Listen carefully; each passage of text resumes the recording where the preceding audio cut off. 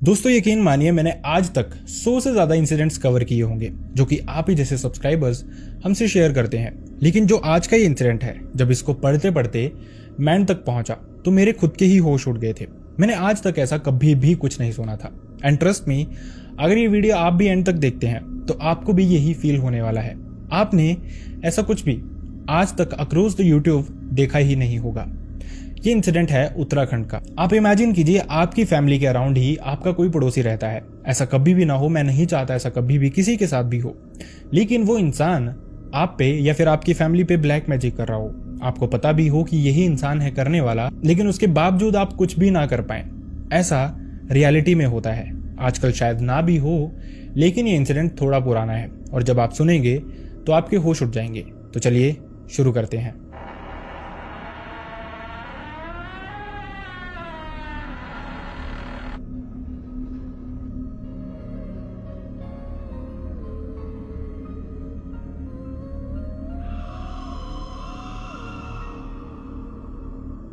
Hi and welcome back everyone. First of all thank you so much हमारी videos को इतना प्यार देने के लिए। आपका प्यार इसी तरह से मिलता रहेगा तो वीडियोस भी इसी तरह से आती रहेंगी। अगर आपको वीडियोस पसंद आए तो वीडियोस को हाइप करना ना भूलें और साथ ही कमेंट करके अपने सजेशंस देना ना भूलें। अगर आपको वीडियोस पसंद आती हैं तो आप वीडियोस के बारे में वो भी बता सकते हैं। अगर आप चाहते हैं कि कुछ बदलें तो हम वो भी देख सकते हैं। अब बढ़ते हैं इंसिडेंट की तरफ। आज का इंसिडेंट हमारे साथ शेयर किया हिमांशु नाम के एक इंसान ने। हिमांशु की उम्र अभी 40 साल है, लेकिन जब उनके साथ ये इंसिडेंट हुआ था, या फिर ये कहें कि उनकी फैमिली के साथ ये इंसिडेंट हुआ था, उस समय उनकी उम्र 12 से 13 साल की ही थी। हिमांशु ने बताया इस इंसिडेंट के दौरान, जो कि 1997 में उनकी फैमिली के साथ हुआ, इस समय उनकी फैमिली में उनके अलावा उनके माता पिता और उनकी दादी रह रहे थे। उनकी दादी का नाम था विद्या। हिमांशु ने बताया वो एक विलेज के रहने वाले थे। उस समय इतनी ज्यादा पॉपुलेशन नहीं होती थी और उनका जो विलेज था उसमें बहुत दूर दूर तक भी सिर्फ 7 से 8 फैमिलीज ही रहती थी, लेकिन सब एक दूसरे के साथ बहुत अच्छे थे एक्सेप्ट फॉर वन लेडी। एक जो औरत थी जिसका नाम था शीला, उसके आसपास लोग जाने से डरते थे। असल में उसका एक रीजन था। लोगों का मानना था कि ये जो शीला है ये एक लिविंग डायन है। हालांकि बहुत सारे लोग उसको, मैक्सिमम लोग इनफैक्ट गांव में उसको शीला दादी करके ही कहते थे। वो अपने घर में रहने वाली अकेली औरत थी, और वो अकेली क्यों थी ये भी मैं आपको बताने ही वाला हूँ। खैर, ज्यादातर लोग शीला के आसपास, उसके घर के आसपास जाने से डरते थे। जब वो बाहर भी घूमती थी, ऐसा बहुत कम होता था वैसे कि शीला अपने घर से बाहर निकले, लेकिन जब भी वो बाहर घूमती थी बहुत कम लोग थे जो उसके आसपास जाते थे। जो जाते थे वो बहुत खुश होकर उससे बात करते थे। मतलब कि एक सिंपल सी बात है, शीला को सब पता था कि सब जानते हैं वो ब्लैक मैजिक करती है, और वो करती भी थी, लेकिन उसको इन चीज़ों से फर्क नहीं पड़ता था।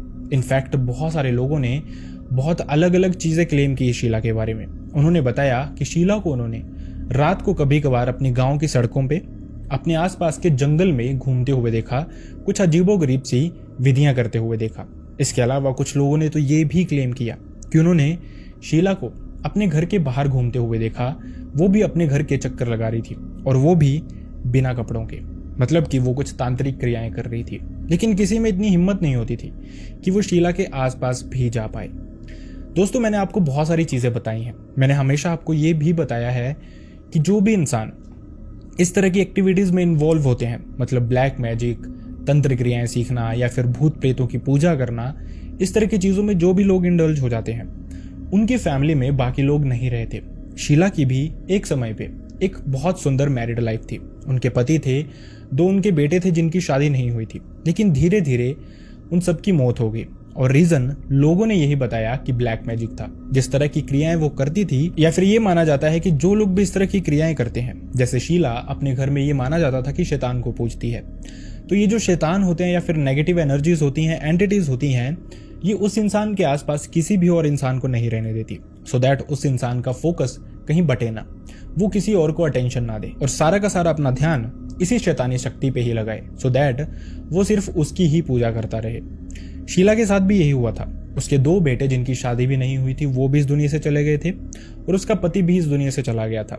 उसके बाद से वो अकेली ही रह रही थी। बहुत कम होता था वो अपने घर से बाहर भी निकले। इसके अलावा कुछ और भी बातें थी शीला में।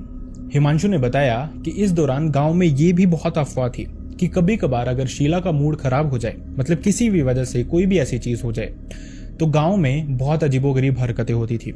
गांव में कोई भी इंसान उस ड्यूरिंग खुश हो ही नहीं पाता था। किसी पे कोई भूत प्रेत हावी हो जाता था, या तो किसी को कुछ ऐसी चीजें दिख जाती थी जो इस दुनिया को बिलोंग नहीं करती, और उसी वजह से वो इंसान भी परेशान हो जाता था। यही सब कुछ काफी टाइम तक चलता रहा। हिमांशु ने बताया ज्यादातर लोग डिस्टेंस ही बना के रखते थे शीला से, लेकिन उनकी किस्मत खराब थी।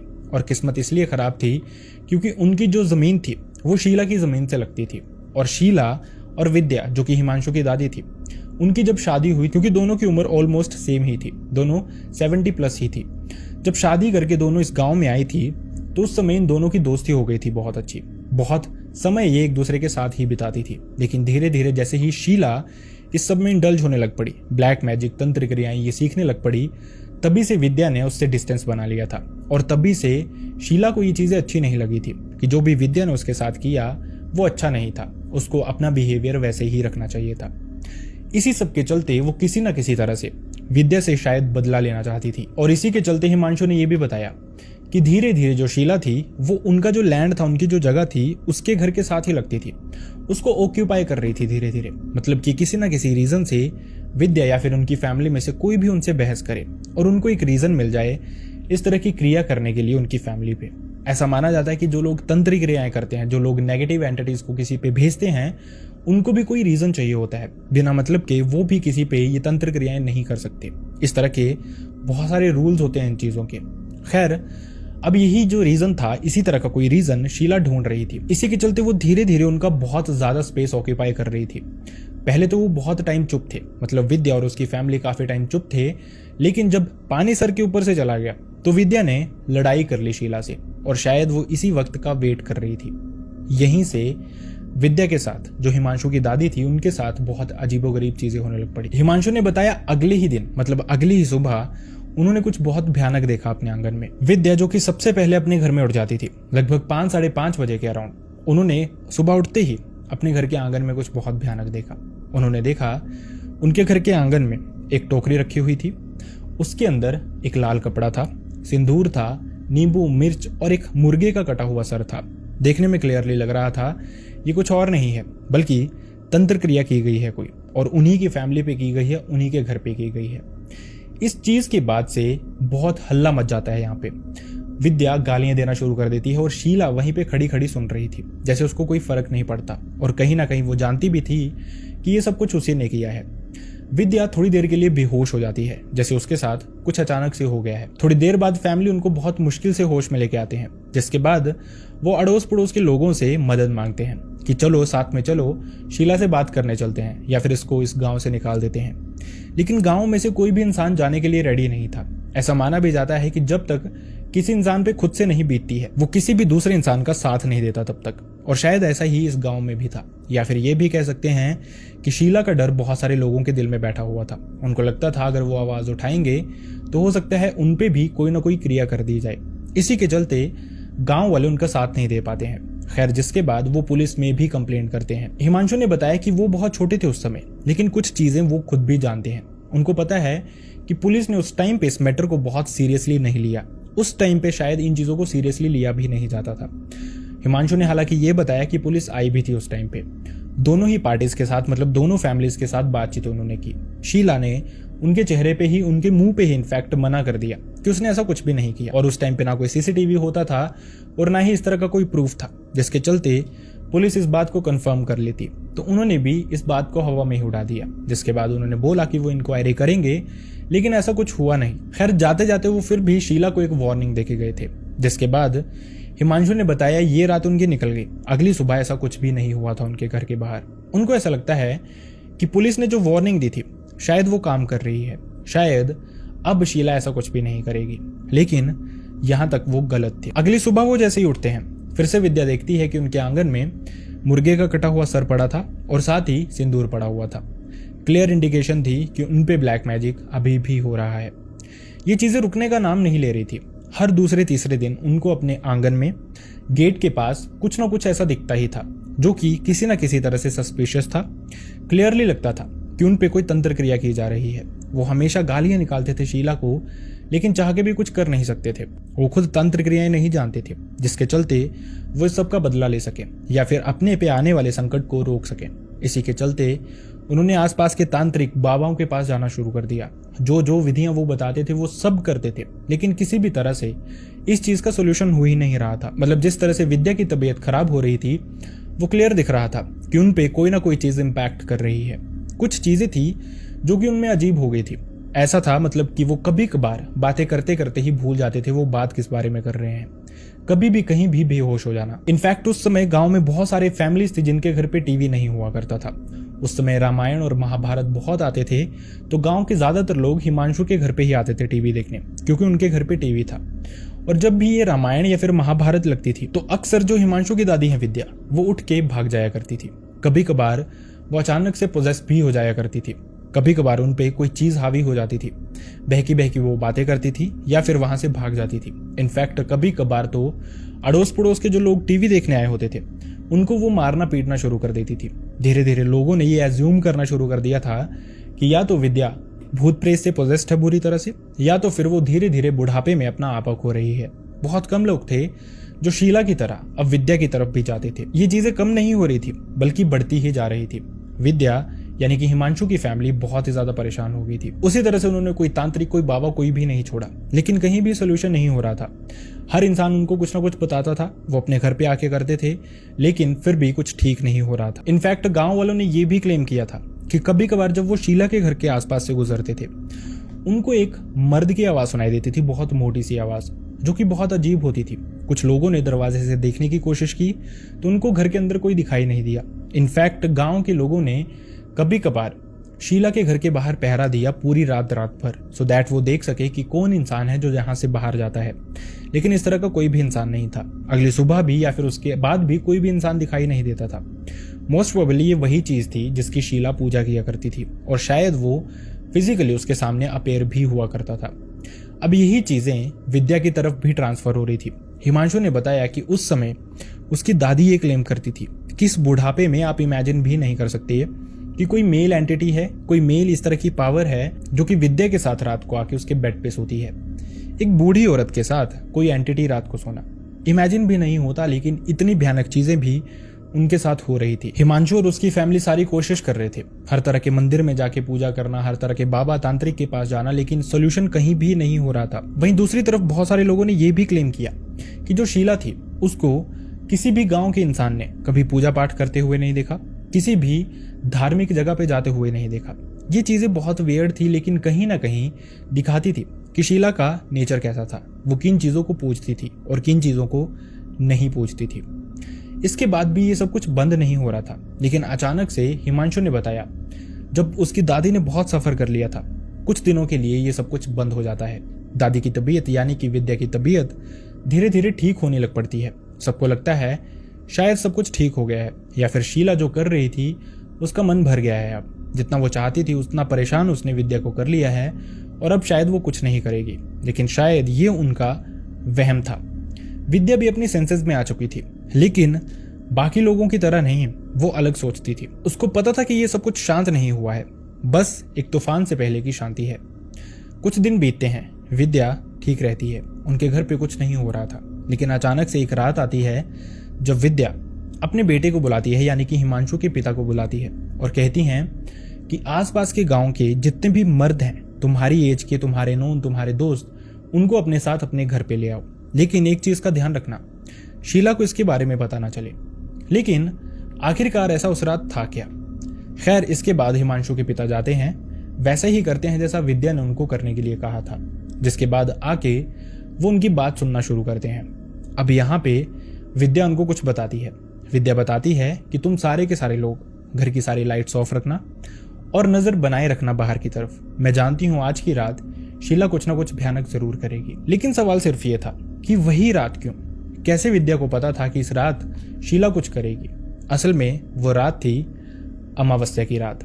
ऐसा माना जाता है कि जो अमावस्या की रात होती है उस रात को बहुत सारी तांत्रिक क्रियाएं की जाती हैं। ये जो नेगेटिव पावर्स होती हैं ये बहुत ही ज्यादा एक्टिव होती हैं इस रात को, और अगर आप किसी भी इंसान पे तांत्रिक क्रिया करना चाहें तो इसी रात वो तांत्रिक क्रिया की जाती है। ऐसा भी माना जाता है कि इस रात को अपने कपड़े, चप्पल, जूते या फिर घर का कोई भी सामान बाहर नहीं छोड़ना चाहिए। और वो इसलिए कहा जाता है क्योंकि जो लोग आप पे तांत्रिक क्रियाएं करना चाहते हैं, जो लोग आपको परेशान करना चाहते हैं, वो आपकी इन चीज़ों का इस्तेमाल कर सकते हैं। खैर, अब सबको समझ आ गया था कि क्यों विद्या ने इन सबको बुलाया था। सब लोग रात को वैसा ही करते हैं। सबने प्लान किया था रात भर जागने का। सब रात को देखते रहते हैं, लेकिन देखते देखते 11 बजते हैं, 12 बजते हैं, 12:30 बजते हैं, 1 बजता है, कुछ भी नहीं होता। जिसके बाद थोड़ी सी हरकत होने लगती है। अचानक से जो भी मर्द इनके घर के अंदर थे, उनको दिखता है कि सामने से रास्ते से विद्या के घर की तरफ एक औरत आ रही थी। उसके सर पे एक मटका था। इस मटके में से धुआं निकल रहा था और दूसरे हाथ में उसने एक दिया पकड़ा हुआ था और चलते ही चलते वो हिमांशु के घर की तरफ ही आ रही थी। जैसे ही वो उनके आंगन में पहुंचती है, दिए में क्लियरली दिखाई देता है उसका चेहरा। औरत कोई और नहीं थी बल्कि शीला ही थी। जैसा विद्या ने बताया था वैसा ही होता है। वो शायद कोई तो तांत्रिक क्रिया थी जो करने वहां पे पहुंची थी। और इसी के बाद गांव के सारे ये मर्द जो उनके घर पे इकट्ठे हुए थे, वो चीखना चिल्लाना शुरू कर देते हैं, लाइट्स ऑन कर देते हैं। लेकिन लाइट ऑन होते ही कुछ बहुत भयानक होता है। वो देखते हैं कि जहां पे शीला खड़ी थी, अचानक से वहां पे अजीब सा धुआं उठता है और शीला एकदम गायब हो जाती है। ऐसा लगता है जैसे कोई इंसान वहां पे नहीं था, किसी तरह की परछाई थी जो कि एकदम से गायब हो गई। सबने उसको देखा था। अब अगर एक इंसान ने देखा होता तो हो सकता उसका वहम होता, लेकिन सबने देखा था और सबके सामने वो अचानक से गायब हो गई थी। खैर, गांव वाले अब मदद करने के लिए मान जाते हैं विद्या और उसकी फैमिली की। तभी के तभी रात को ही ये जो भी मर्द इकट्ठे हुए थे, इन्होंने फैसला किया कि वो जाएंगे और शीला के घर जाके उसको निकाल देंगे बाहर गांव से। वैसा ही वो करते हैं। सब इकट्ठे होते हैं, शीला के घर की तरफ जाते हैं। जैसे वहां पे पहुंचते हैं, देखते हैं अंधेरा था, लाइट्स वगैरह सब ऑफ थी। उनको लग रहा था कि शायद वो भाग के फटाफट से अपने घर के अंदर आके सो गई है। जैसे ही दरवाजा खोलने की कोशिश करते हैं, अंदर से ना कोई आवाज आती है, ना ही दरवाजा खुलता है। और अब जिस सस्पेंस की मैं बात कर रहा था, जिस चीज की मैं बात कर रहा था कि मैंने ऐसा कभी कुछ नहीं सुना, वही आपको पता चलने वाला है। हिमांशु ने बताया कि वहां पहुंच के लोग दरवाजा खटखटाना शुरू करते हैं। अंदर से कोई आवाज नहीं आ रही थी, ना कोई दरवाजा खोल रहा था। लेकिन ये जो लोग थे, ये बहुत सीरियस थे कि जो भी चीजें हैं वो मजाक नहीं है, बल्कि एक रियलिटी है, एक बहुत भयानक रियलिटी।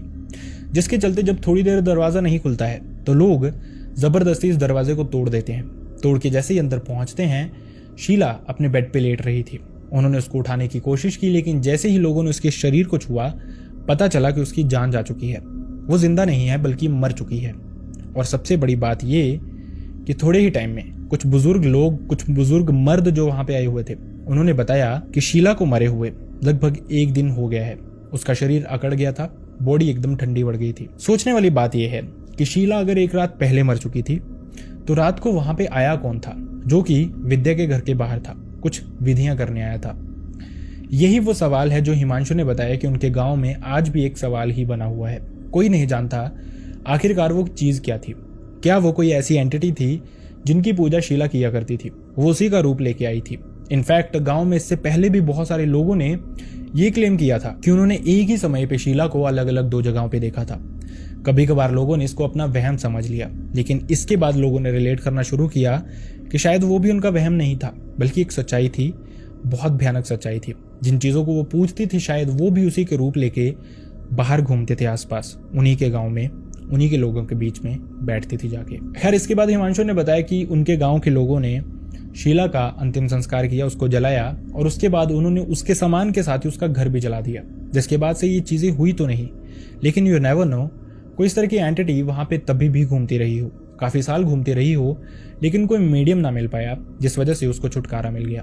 लेकिन अगर कोई भी ऐसा इंसान होता जो शीला की इस लेगेसी को कैरी फॉरवर्ड करता, तो शायद ये चीजें आज भी वहां पे हो रही होती।